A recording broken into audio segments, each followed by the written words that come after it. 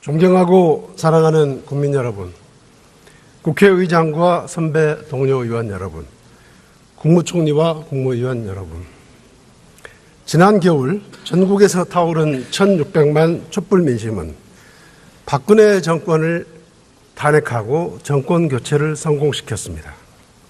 국정농단으로 만신창이가 된 나라를 바로 세우고 국가 대개혁을 완수하라는 국민의 준엄한 명령이었습니다. 국가의 기본 질서를 회복하고 상식이 통하는 세상을 만들어 미래를 향해 전진하라는 국민의 열망이었습니다. 새로 출범한 문재인 정부는 국민의 열망을 담아내고 실현할 무거운 책임이 있습니다. 그동안 보여준 대통령의 탈권위적이고 서민적인 모습은 신선합니다. 갈수록 커지는 사회적 경제적 양극화를 해소하기 위해 노력하는 것도 당연한 일입니다. 5.18 민주화 운동의 진상을 낱낱이 밝혀내려는 의지를 높이 평가합니다. 저는 문재인 대통령이 대한민국을 한 단계 도약시키는 성공한 대통령이 되기를 진심으로 바랍니다. 정권 실패의 결과는 극심한 국민적 갈등과 분열을 낳고 결국 국민 모두의 고통으로 전가되기 때문입니다. 그러나 문재인 정부는 지난 4개월간 소통 없는 일방통행, 만기 칠함식 국정운영, 인기 영합적 행보만을 보였습니다. 때문에 기대보다 우려가 큽니다. 또한 그 우려가 점점 현실이 되어가고 있어 안타깝습니다. 존경하는 국민 여러분, 인사는 만사이자 국정의 시작입니다. 실패한 대통령 뒤에는 반드시 실패한 인사가 있었습니다. 문재인 대통령은 최근 방송에 나와 놀라운 말씀을 하셨습니다. 현 정부의 인사는 역대 정권을 통틀어 가장 균형적인 인사요, 탕평 인사요, 통합 인사라는 것이었습니다. 잠시 귀를 의심했습니다. 균형의 사전적 의미가 기울어짐을 뜻하고 탕평은 자기 편을 챙긴다는 의미로 바뀐 것입니까? 국회 인사청문회 대상자 31명 중에서 무려 22명이 대통령 스스로 제시한 5대 인사원칙을 위반했습니다. 그중 4명은 스스로 사퇴했습니다. 장관급 인사의 58%, 청와대 비서관급 이상의 66%가 참여정부 출신, 운동권과 캠프 출신 인사들로 채워졌습니다. 국민 여론과 동떨어진 코드 인사의 전형입니다. 미국의 링컨 대통령은 반대파를 국방장관으로 기용해서 남북전쟁을 승리로 이끌었습니다. 정적을 국무장관으로 임명해 훗날 러시아로부터 알래스카를 720만 불이라는 헐값에 매입하는 등 미국 역사에 길이 남을 공을 세웠습니다.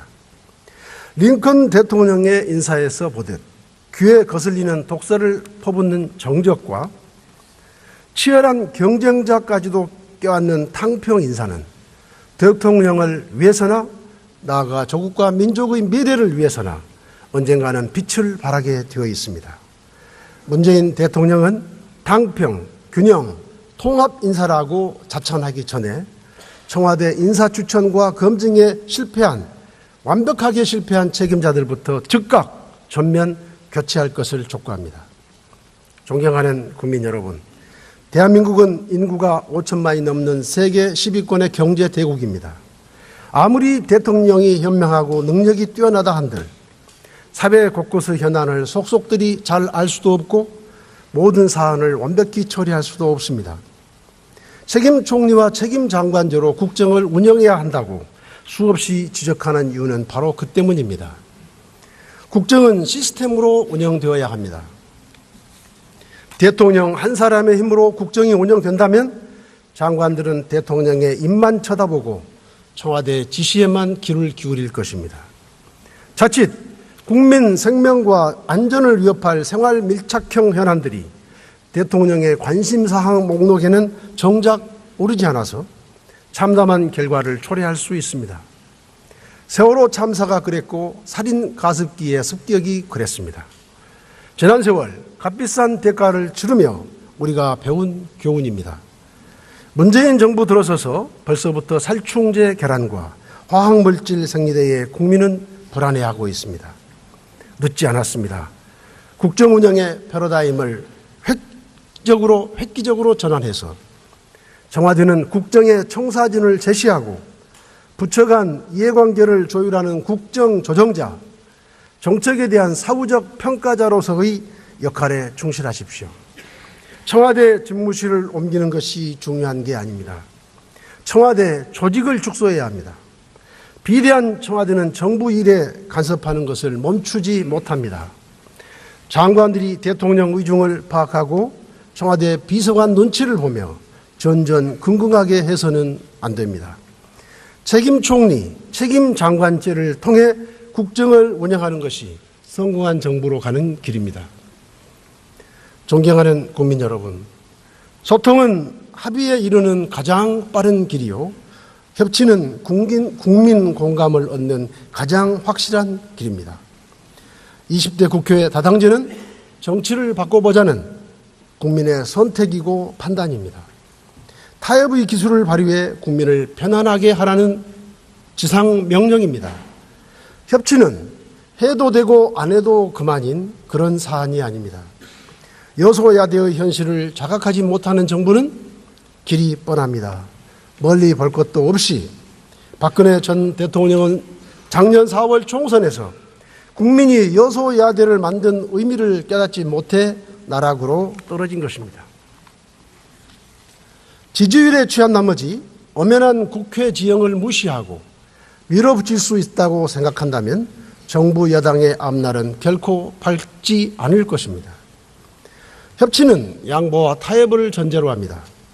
자신들이 모든 것을 결정해 놓고 국회에 협력하라고 요구하는 것은 협치가 아니라 협박입니다.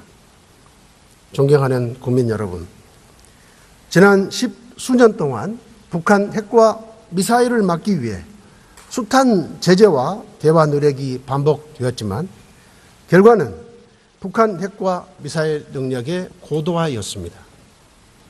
문재인 정부는 지난 4개월 동안 이렇게 복잡하게 얽힌 북핵 미사일 문제를 한반도 운전대론과 같은 근거 없는 희망과 막연한 기대감으로 풀어가려고 했습니다.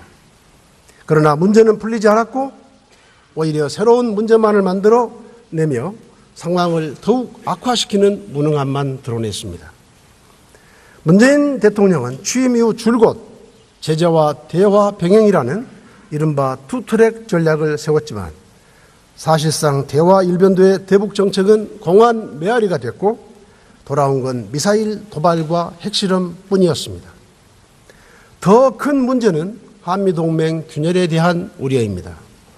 사드 배치와 관련해 미국으로부터 숱한 오해와 불신을 자초하더니 급기야 트럼프 대통령으로부터 북핵 위기가 최고조에 달한 상황에서 한국의 대북 정책이 유화적이라는 공개적 비난을 들어야 했습니다. 반면에 트럼프 대통령은 북한의 탄도미사일 발사 이후 일주일 동안 일본 아베 총리와는 4차례나 통화하는 등 지금까지 취임 후 13차례나 통화하면서 굳건한 미일 동맹을 보여주고 있습니다. 문재인 대통령과는 최근 2차례를 포함해서 다 합쳐야 겨우 4차례 통화했을 뿐이고 그마저 우리가 원할 때에는 통화조차 못했습니다.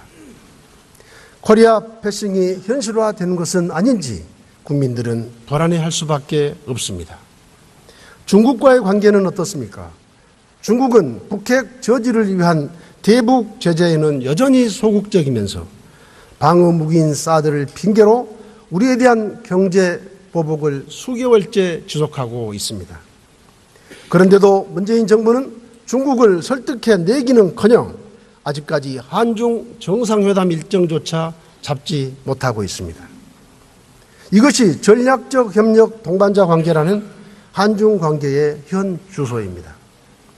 한반도는 이제 북한의 6차 핵실험으로 지금까지와는 전혀 다른 국면을 맞이하고 있습니다. 그럼에도 집권여당의 추미애 대표는 교섭단체 대표연설에서 북한과의 대화를 12차례 언급했습니다. 게다가 김정은을 신세대라고 표현하기까지 했습니다. 여당 대표의 아니하기 짝이 없는 안보인식에 개탄을 금할 수 없습니다.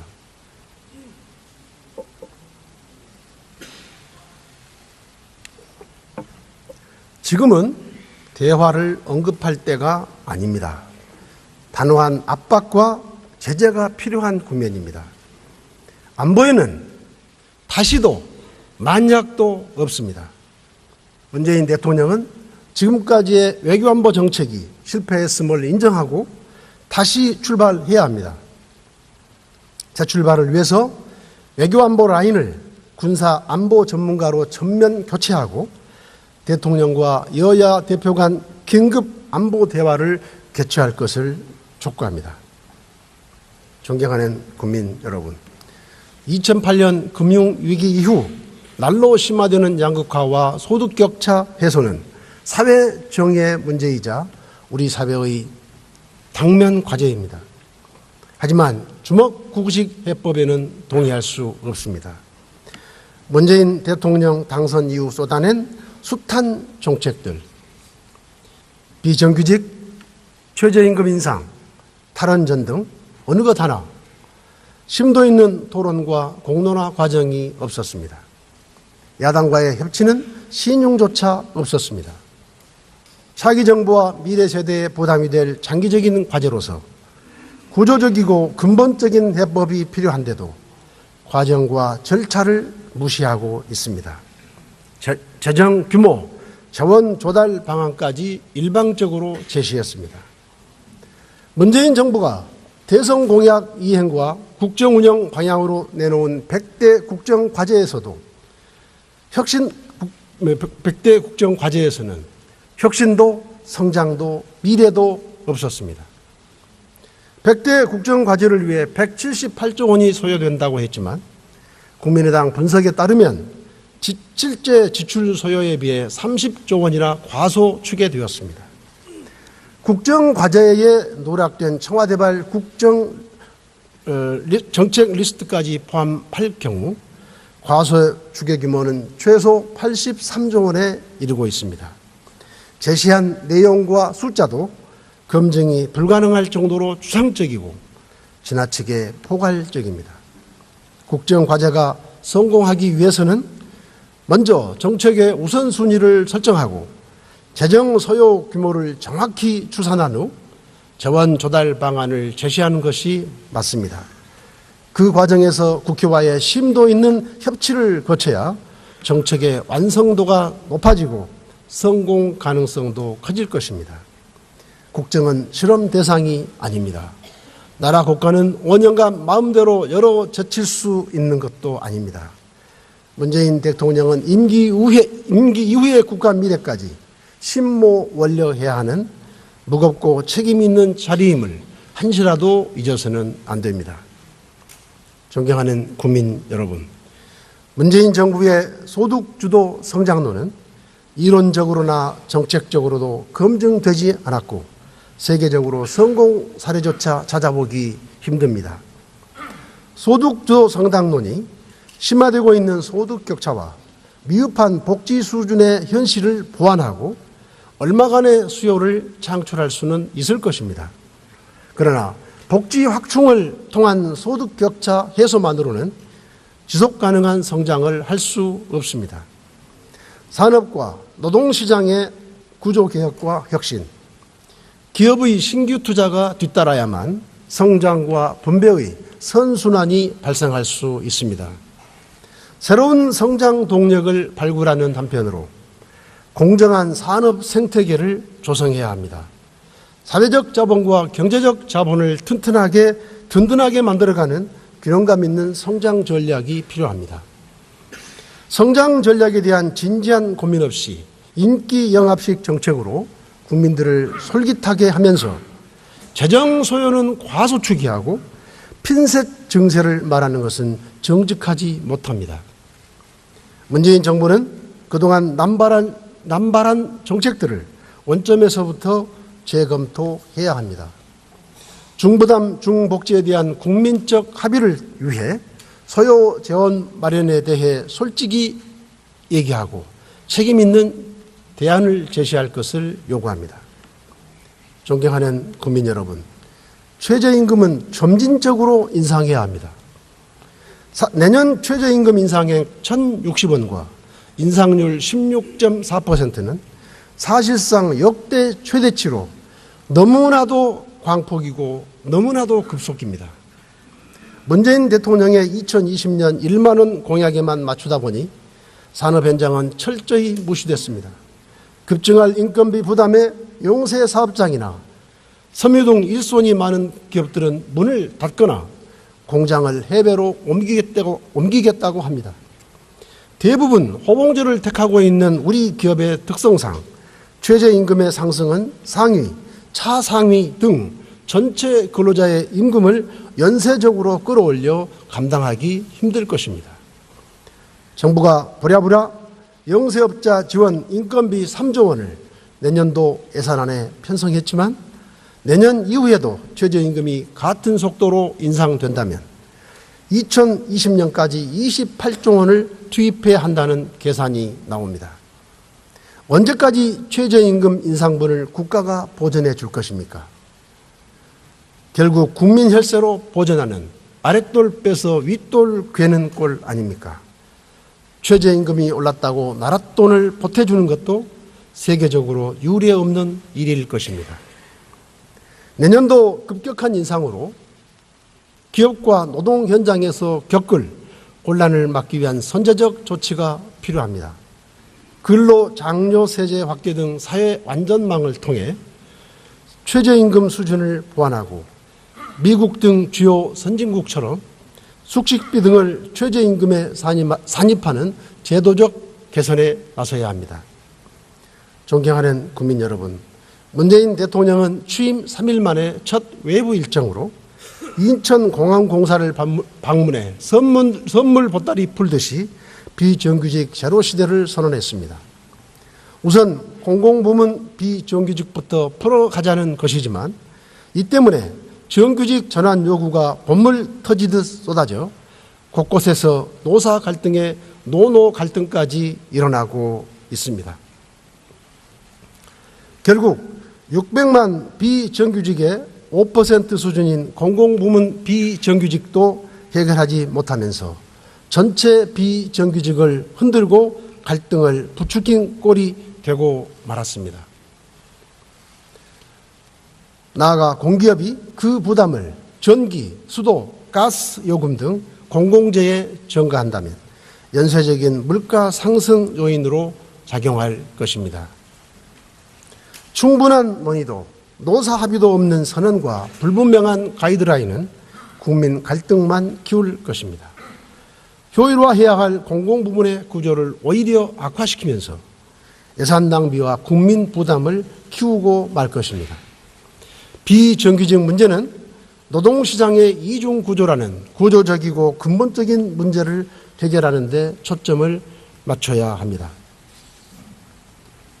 존경하는 국민 여러분, 문재인 대통령이 공무원 17만 4천 명 채용을 약속한 이후 가뜩이나 높은 고시 열풍에 더욱 불이 붙어 공시생 30만 시대를 열었습니다. 청년들은 물론 고등학교 학생들까지 공무원 시험에 매달리기 시작했습니다. 학벌도 토익도 필요 없고 오직 공무원 시험만 준비하라는 대형 학원의 광고는 공무원 증원 정책의 부작용을 웅변으로 입증하고 있습니다. 세계적인 투자가인 짐 로저스 회장은 한국 청년들의 공무원 열풍은 부끄러운 일이라며 활력을 잃고 몰락의 길을 걸을 것이라고 진단했습니다. 문재인 대통령은 이런 경고를 귀담아 들어야 합니다. 국회예산정책처는 문재인 대통령의 공약대로 공무원 17만 4천 명을 지원하면 향후 30년간 327조 원의 막대한 금액이 소요된다고 분석했습니다. 퇴직 후 연금까지 고려하면 향후 50년간 526조 원에 달한다는 한국 납세자 연맹의 추계도 있습니다. 공무원 채용은 일자리 창출의 대책도 아니고 지금 당장 해야 하는 시급한 일도 아닙니다. 문재인 정부가 무엇보다 먼저 해야 할 일은 바로 사라질 위기에 처한 민간 기업 일자리 구하기입니다. 이미 군산 현대조선소가 폐쇄되어 일자리 5천 개가 사라졌습니다. 최근 철수설이 나오고 있는 한국 GM의 경우 직원 수가 1만 6천여 명에 이릅니다. 협력업체를 포함하면 30만 명이 넘을 것이라고 합니다. 매각 절차가 진행 중인 금호타이어는 어떻습니까? 직접 고용 일자리만 5천 개에 협력업체와 대리점 종사자까지 합하면 수만 개의 일자리가 금호타이어와 연결되어 있습니다. 현재 국내 인수자를 찾지 못하고 있는 동부대우전자도 협력사를 포함해 7천 명의 소중한 일터입니다. 그런데도 문재인 정부는 산업과 고용의 관점이 아닌 금융과 채권자의 입장에서 일자리 문제를 사실상 방치하고 있습니다. 민간에서 지속 가능한 일자리, 양질의 일자리를 만들어야 합니다. 혁신이 일어나는 것도, 생산성이 향상되는 것도, 경제 성장의 원동력이 되는 것도 결국은 민간 부문입니다. 대한민국 청년들의 아침 발길이 공시촌이 아니라 혁신적인 벤처와 중소기업으로 향할 수 있도록 바꿔야 합니다.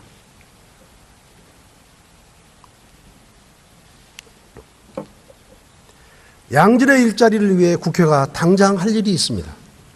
전국 14개 시도별 전략산업과 혁신기술을 키우기 위해 규제프리존특별법을 하루빨리 통과시켜야 합니다. 또한 서비스산업발전법도 도입해 서비스 분야에서 양질의 일자리를 만들어야 합니다. 규제프리존법이 통과되면 2020년까지 21만 개, 서비스산업발전법이 통과되면 2030년까지 69만 개의 일자리가 창출된다는 보고가 있습니다. 여당의 염려대로 독소조항이 염려된다면 걷어내면 됩니다. 이렇게 법과 제도만 잘 정비해도 국민의 혈세를 낭비하는 일 없이 민간 부문에서 양질의 일자리를 만들어낼 수 있습니다. 더불어민주당의 적극적인 협력을 요청드립니다. 존경하는 국민 여러분, 지난 2000년 독일은 유럽의 병자로 불렸습니다. 실업률이 두 자릿수에 이르고 400만 명이 정부 실업급여에 의존하며 살아야 했습니다. 그러나 독일은 지금 유럽에서 경제적으로 가장 안정된 나라가 되었습니다. 11.7%에 달했던 실업률이 4.1%까지 떨어졌고 유럽의 맹주로서 유로 경제를 이끌고 있습니다. 독일 변화의 중심에 슈레더 총리의 리더십이 있었습니다. 어젠다 2010을 내세우며 고통분담을 호소한 탓에 지지층으로부터 비난받고 자신은 심각한 정치적 타격을 입었지만 결국 오늘의 독일을 만드는 기반을 마련했습니다. 지금 대한민국에 필요한 것이 바로 슈레더의 용기입니다. 그런데 문재인 정부에서 고통분담이라는 말이 사라졌습니다. 100대 국정과제에도 노동개혁은 보이지 않습니다. 선진국도 노동개혁을 하는데 우리는 역주행을 하고 있는 것입니다. 2016년 OECD는 고속 성장의 아이콘이던 한국이 최근 성장률 둔화와 낮은 물가 상승률이라는 낯선 경험을 하고 있다며 한국의 사라진 노동개혁이 성장 잠재력 확충을 저해하고 있다고 지적했습니다. 노동개혁이야말로 스스로 진보 정권이라 말하는 현 정부가 앞장서서 벌여야 할 당면 과제가 아닙니까? 고용 안전망을 촘촘히 갖추면서 노동시장의 이중 구조부터 개선해야 합니다.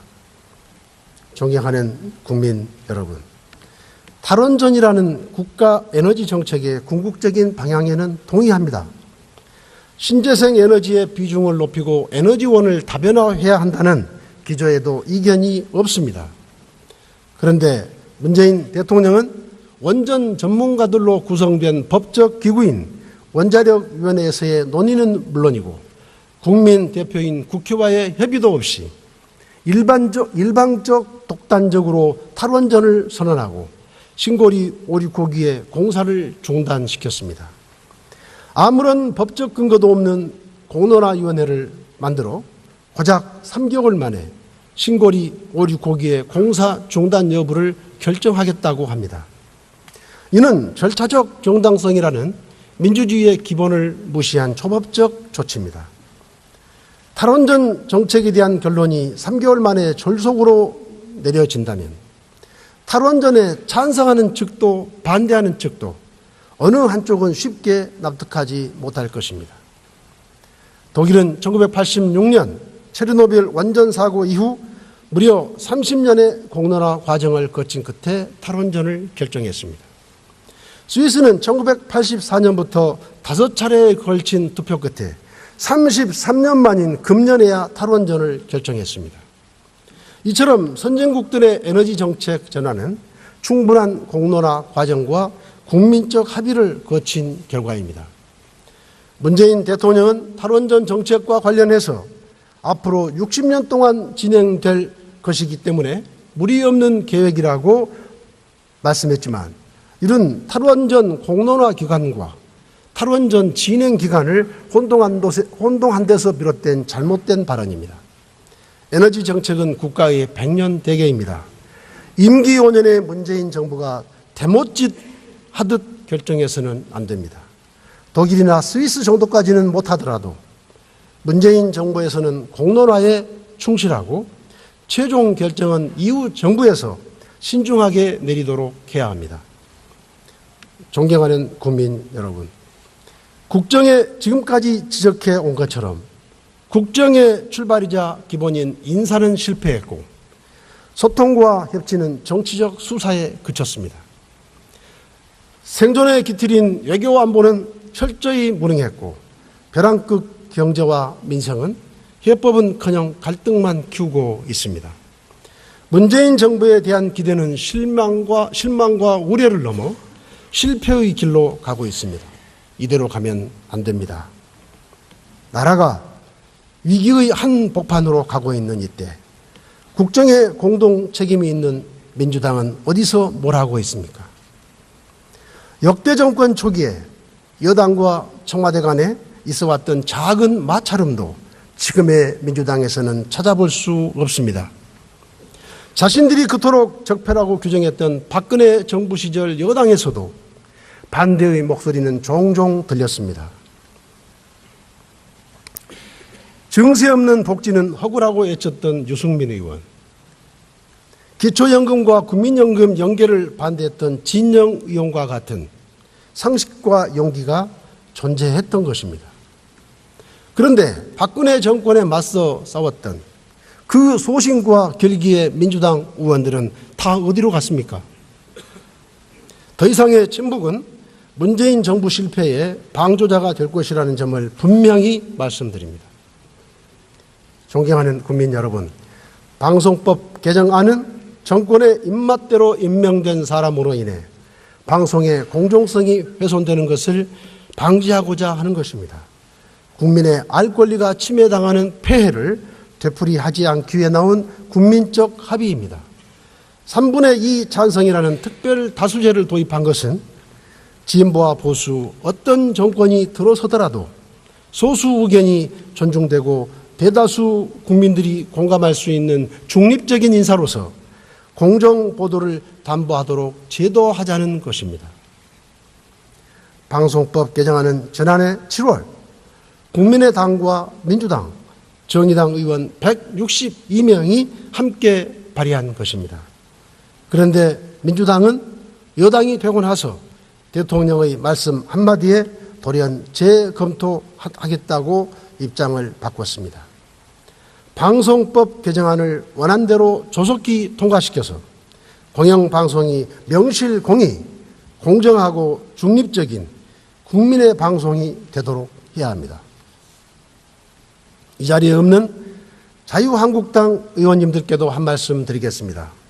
자유한국당이 정말로 문재인 정부의 방송 장악을 우려한다면 이번 정기 국회 때 방송법 개정안부터 최우선적으로 처리할 수 있도록 적극 동참해 주시기 바랍니다. 존경하는 국민 여러분, 국회의장과 선배 동료 의원 여러분, 국회 개혁도 반드시 이루어내야 합니다. 생산성이 높고 효율적인 국회는 국회 선진화법 개정을 통해 우리 스스로가 만들어야 합니다. 여야 각 정당에 거듭 제안합니다. 현재는 각 당의 이해관계에 따라 선진화법 개정 합의가 어렵다면 21대 국회 시행을 목표로 이번 국회에서 반드시 처리합시다. 다음 국회에서는 어느 당이 여당이 되고 어느 당이 다수당이 될지 모릅니다. 그러므로 20대 총선을 2년 7개월여 남긴 지금이야말로 국회 개혁의 골든 타임입니다. 아울러 법제사법위원회의 체계 자구 심사권 폐지와 예결위의 상임위 전환도 차제에 함께 처리할 것을 제안합니다. 검찰개혁은 국민의 요구이자 시대적 과제입니다. 권력의 시녀가 아닌 국민의 공복으로 거듭나야 검찰이 살고 국민도 신뢰합니다. 검찰개혁의 핵심 두 가지는 인사권자로부터의 독립과 검찰의 비대한 권한을 분산하는 것입니다. 검찰개혁이 성공하기 위해서는 대통령의 의지도 중요하지만 여야 정치권의 적극적인 동참이 필수적입니다. 항구적인 개혁을 위해 입법권이 부여된 사법개혁특위를 조속히 구성해서 검찰개혁과 법원개혁, 경찰개혁을 비롯한 근본적인 제도 개선에 나설 것을 여야 정치권에 거듭 촉구합니다. 존경하는 국민 여러분께서 지난 4.13 총선에서 다당제의 길을 열어주셨습니다. 양당제의 극단적이고 소모적인 대결 정치를 끝내라는 명령이었습니다. 20대 국회 1년 남짓한 기간 동안 국민의당의 존재로 많은 변화가 일어났습니다. 국회 개원을 앞당긴 것도, 탄핵을 이끈 것도, 정상적인 예산국회를 만든 것도 국민의당의 역할 때문이었습니다. 지난 추경안이 국민의당표 추경안이라는 평가를 받으며 조속히 처리될 수 있었던 것도 국민의당이 주도한 다당제의 위력이었습니다. 다당제는 국민의 요구이고 시대의 정신입니다. 다당제의 수혜자도 국민입니다. 국민의당이 기필코 다당제를 제도화하겠습니다. 현행 소선거구제에서는 정당 득표율과 정당 의석수 사이에 심각한 왜곡이 발생합니다. 선거제도 개혁을 통해 정당의 득표율대로 공정하게 의석이 배분될 수 있도록 해야 합니다. 내년 지방선거와 동시에 개헌 국민투표를 하게 됩니다. 제왕적 대통령제, 패권적 양당 체제를 초래했던 87년 체제를 뒤안길로 보내고 분권형 개헌, 다당제와 협치, 기본권과 지방분권 강화를 위한 개헌으로 새로운 대한민국의 미래를 열어야 합니다.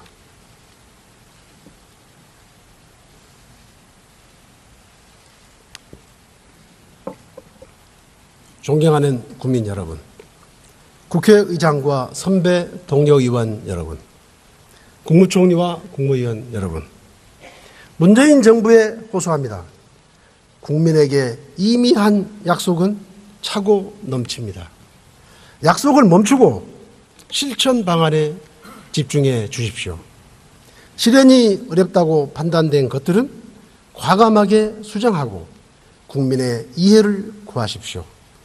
임기 내 성과에 매달리면 실패합니다. 우리 사회 거의 모든 문제가 구조적 문제이기 때문에 임기 내에 성과를 내기도 힘듭니다. 조급해하지 말고 긴 호흡으로 야당의 협력을 구하십시오. IMF 외환위기라는 암울한 시기에 김대중 대통령은 대한민국의 위기 상황을 솔직히 고백하고 국민 모두의 고통 분담을 호소했습니다. 기업, 금융, 공공, 노사 4대 부문 구조조정을 추진했습니다. 일부 국민의 반대에도 불구하고 문화를 개방했습니다. 재원이 절대 부족한 상황에서도 IT, 벤처 산업을 육성했습니다.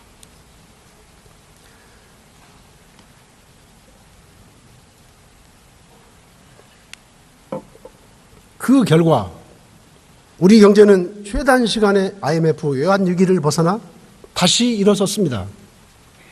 지금 한류 열풍이 일본, 중국은 물론 동남아, 중동 그리고 일부 유럽에까지 불고 있습니다. 대한민국이 세계 최고의 IT 강국이 되었습니다. 문재인 대통령 역시 당장의 열매에 집착하지 말고 20년 후에 대한민국의 새로운 미래를 위한 초석을 마련했다는 평가를 받을 수 있어야 합니다. 그러기 위해서는 국가 대개혁의 씨앗을 뿌리겠다는 각오로 국정에 임해야 합니다. 때로는 반대 세력들로부터 공격받고 때로는 지지자들로부터 외면받을 수 있지만 국민들에게 솔직하게 고통 분담을 호소하고 산업, 공공, 노사, 구조개혁에 우선적으로 나서야 합니다. 그 길만이 문재인 정부가 진정으로 성공하는 길이라고 확신합니다. 문재인 정부가 그런 길을 간다면 국민의당은 문재인 정부의 성공을 위해 누구보다 앞장서서 협력할 것입니다. 부디 야당의 협조를 받을 수 있는 국정을 펼치시기를 정책에 대한 사후적 평가자로서의 역할에 충실하십시오. 청와대 집무실을 옮기는 것이 중요한 게 아닙니다. 청와대 조직을 축소해야 합니다. 비대한 청와대는 정부 일에 간섭하는 것을 멈추지 못합니다. 장관들이 대통령 의중을 파악하고 청와대 비서관 눈치를 보며 전전긍긍하게 해서는 안 됩니다.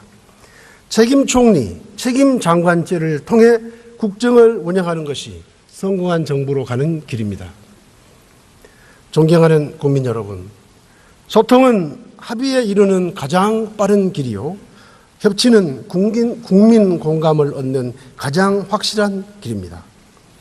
20대 국회 다당제는 정치를 바꿔보자는 국민의 선택이고 판단입니다. 타협의 기술을 발휘해 국민을 편안하게 하라는 지상명령입니다. 협치는 해도 되고 안 해도 그만인 그런 사안이 아닙니다. 여소야대의 현실을 자각하지 못하는 정부는 길이 뻔합니다. 멀리 볼 것도 없이 박근혜 전 대통령은 작년 4월 총선에서 국민이 여소야대를 만든 의미를 깨닫지 못해 나락으로 떨어진 것입니다.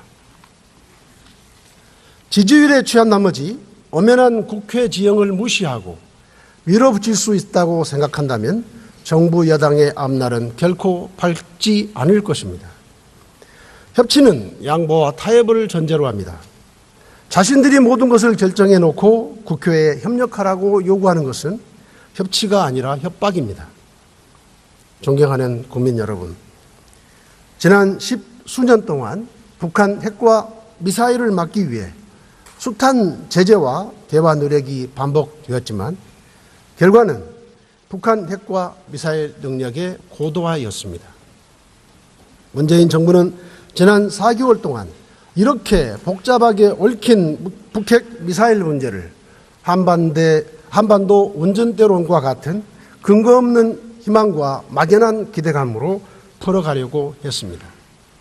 그러나 문제는 풀리지 않았고 오히려 새로운 문제만을 만들어 내며 상황을 더욱 악화시키는 무능함만 드러냈습니다. 문재인 대통령은 취임 이후 줄곧 제재와 대화 병행이라는 이른바 투트랙 전략을 세웠지만 사실상 대화 일변도의 대북 정책은 공안 메아리가 됐고 돌아온 건 미사일 도발과 핵실험뿐이었습니다. 더 큰 문제는 한미동맹 균열에 대한 우려입니다. 사드 배치와 관련해 미국으로부터 숱한 오해와 불신을 자초하더니 급기야 트럼프 대통령으로부터 북핵 위기가 최고조에 달한 상황에서 한국의 대북 정책이 유화적이라는 공개적 비난을 들어야 했습니다. 반면에 트럼프 대통령은 북한의 탄도미사일 발사 이후 일주일 동안 일본 아베 총리와는 4차례나 통화하는 등 지금까지 취임 후 13차례나 통화하면서 굳건한 미일 동맹을 보여주고 있습니다. 문재인 대통령과는 최근 2차례를 포함해서 다 합쳐야 겨우 4차례 통화했을 뿐이고 그마저 우리가 원할 때에는 통화조차 못했습니다. 코리아 패싱이 현실화되는 것은 아닌지 국민들은 불안해할 수밖에 없습니다. 중국과의 관계는 어떻습니까? 중국은 북핵 저지를 위한 대북 제재에는 여전히 소극적이면서 방어 무기인 사드를 핑계로 우리에 대한 경제 보복을 수개월째 지속하고 있습니다. 그런데도 문재인 정부는 중국을 설득해내기는커녕 아직까지 한중 정상회담 일정조차 잡지 못하고 있습니다. 이것이 전략적 협력 동반자 관계라는 한중 관계의 현 주소입니다. 한반도는 이제 북한의 6차 핵실험으로 지금까지와는 전혀 다른 국면을 맞이하고 있습니다.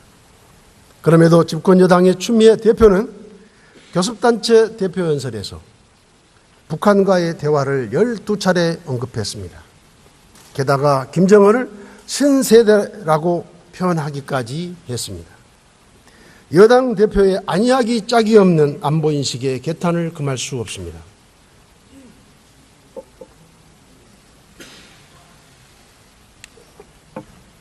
지금은 대화를 언급할 때가 아닙니다. 단호한 압박과 제재가 필요한 국면입니다. 안보에는 다시도 만약도 없습니다. 문재인 대통령은 지금까지의 외교안보 정책이 실패했음을 인정하고 다시 출발해야 합니다. 재출발을 위해서 외교안보 라인을 군사안보 전문가로 전면 교체하고 대통령과 여야 대표 간 긴급 안보 대화를 개최할 것을 촉구합니다. 존경하는 국민 여러분, 2008년 금융위기 이후 난로에서 무려 22명이 대통령 스스로 제시한 5대 인사원칙을 위반했습니다. 그중 4명은 스스로 사퇴했습니다.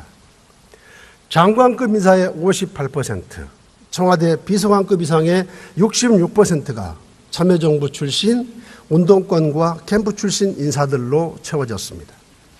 국민 여론과 동떨어진 코드 인사의 전형입니다. 미국의 링컨 대통령은 반대파를 국방장관으로 기용해서 남북전쟁을 승리로 이끌었습니다. 정적을 국무장관으로 임명해 훗날 러시아로부터 알래스카를 720만 불이라는 헐값에 매입하는 등 미국 역사에 길이 남을 공을 세웠습니다. 링컨 대통령의 인사에서 보듯 귀에 거슬리는 독설을 퍼붓는 정적과 치열한 경쟁자까지도 껴안는 탕평 인사는 대통령을 위해서나 나아가 조국과 민족의 미래를 위해서나 언젠가는 빛을 발하게 되어 있습니다. 문재인 대통령은 당평, 균형, 통합 인사라고 자천하기 전에 청와대 인사 추천과 검증에 완벽하게 실패한 책임자들부터 즉각 전면 교체할 것을 촉구합니다. 존경하는 국민 여러분, 대한민국은 인구가 5천만이 넘는 세계 10위권의 경제 대국입니다. 아무리 대통령이 현명하고 능력이 뛰어나다 한들 사회 곳곳의 현안을 속속들이 잘 알 수도 없고 모든 사안을 완벽히 처리할 수도 없습니다. 책임 총리와 책임 장관제로 국정을 운영해야 한다고 수없이 지적하는 이유는 바로 그 때문입니다. 국정은 시스템으로 운영되어야 합니다. 대통령 한 사람의 힘으로 국정이 운영된다면 장관들은 대통령의 입만 쳐다보고 청와대 지시에만 귀를 기울일 것입니다. 자칫 국민 생명과 안전을 위협할 생활 밀착형 현안들이 대통령의 관심사항 목록에는 정작 오르지 않아서 참담한 결과를 초래할 수 있습니다. 세월호 참사가 그랬고 살인 가습기의 습격이 그랬습니다. 지난 세월 값비싼 대가를 치르며 우리가 배운 교훈입니다. 문재인 정부 들어서서 벌써부터 살충제 개란과 화학물질 생리대에 국민은 불안해하고 있습니다. 늦지 않았습니다. 국정 운영의 패러다임을 획기적으로 전환해서 청와대는 국정의 청사진을 제시하고 부처 간 이해관계를 조율하는 국정조정자, 심화되는 양극화와 소득격차 해소는 사회 정의의 문제이자 우리 사회의 당면 과제입니다. 하지만 주먹구구식 해법에는 동의할 수 없습니다.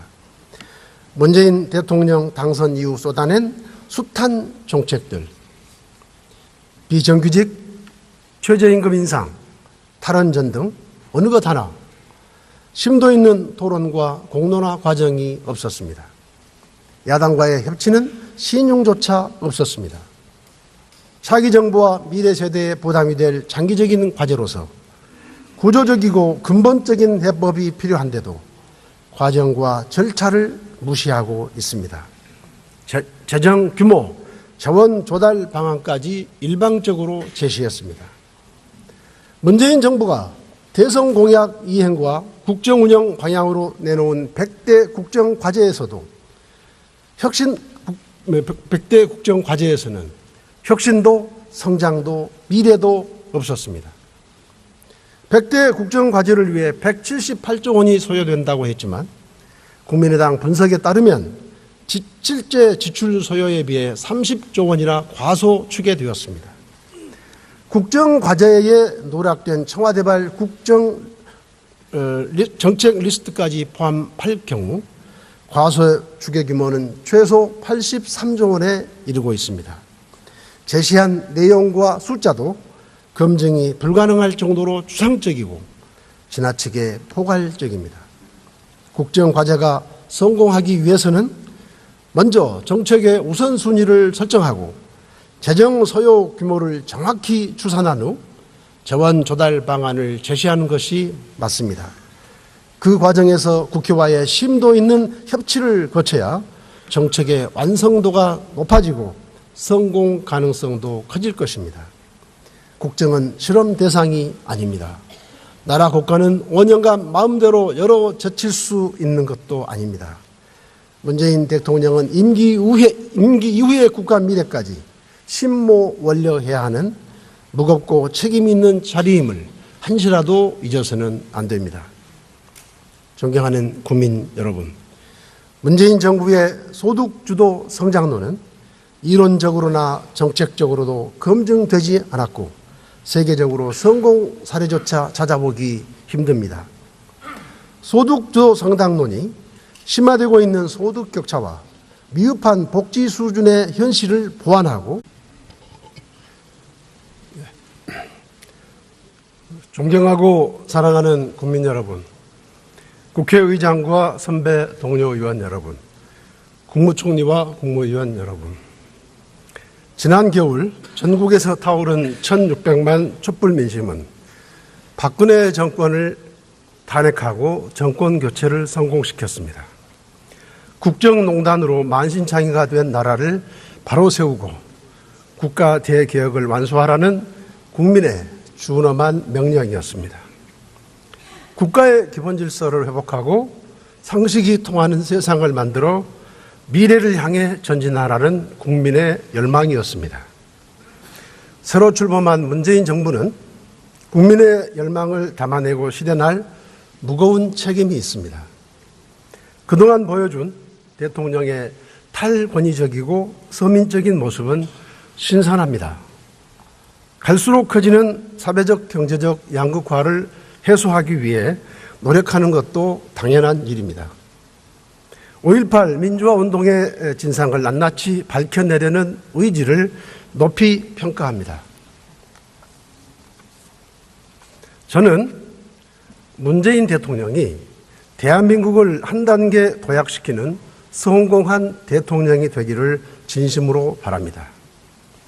정권 실패의 결과는 극심한 국민적 갈등과 분열을 낳고 결국 국민 모두의 고통으로 전가되기 때문입니다.